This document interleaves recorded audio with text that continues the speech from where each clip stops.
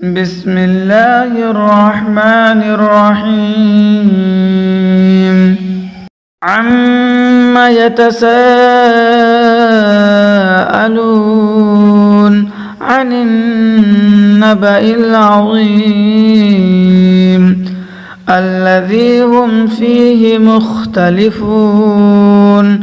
كلا سيعلمون ثم كلا سيعلمون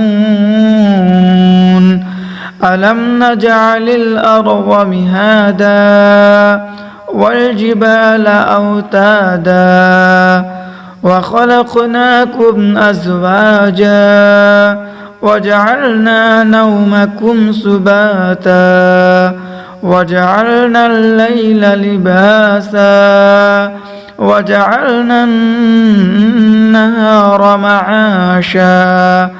وبنينا فوقكم سبعا شدادا وجعلنا سراجا وهاجا وأنزلنا من المعصرات ماء ثجاجا لنخرج به حبا ونباتا وجنات ألفافا إن يوم الفصل كان ميقاتا يوم ينفخ في الصور فتأتون أفواجا وفتحت السماء فكانت أبوابا وسيرت الجبال فكانت سرابا إن جهنم كانت مرصادا للطاغين مآبا لابثين فيها أحقابا لا يذوقون فيها بردا ولا شرابا إلا حميما وغساقا جزاء وفاقا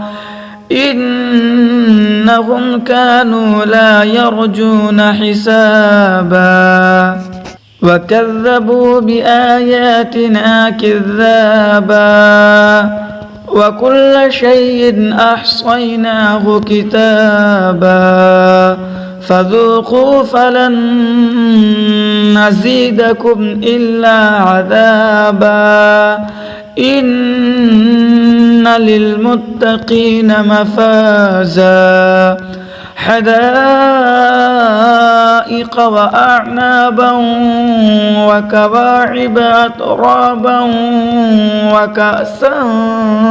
دهاقا